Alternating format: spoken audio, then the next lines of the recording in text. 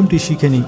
আপনি সকালবেলা ফজরের নামাজের পর 33 বার এই আয়াতটি পড়বেন, ফাবি আইয়ি আলাই রাব্বিকুমা তুকাজ্জিবান। হাতের আঙ্গুলের কড়াই গুনে গুনে পড়বেন। আর এই আয়াত পড়ার সময় মন দিল দিয়ে এটা বলতে থাকবেন, হে আল্লাহ, আমি তোমার কোনো নিয়ামতের অস্বীকারী নই। আমি তোমার প্রতিটি নিয়ামতকে স্বীকার করি। আমি তোমার প্রতিটি নিয়ামতের শুকর আদায় করি।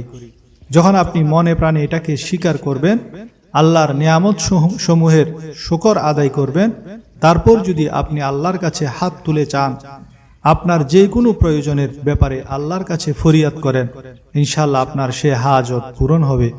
প্রিয় ভাই ও বোনেরা, আমি যে শর্তের সাথে এই ওজিফার কথা বলেছি, সেই শর্ত পূরণ করে যদি আপনি এই ওজিফা করেন, তাহলে আপনার প্রতিটি দোয়া কবুল হবে, প্রতিটি হাজত পূরণ হবে, প্রতিটি প্রয়োজন পূরণ হবে।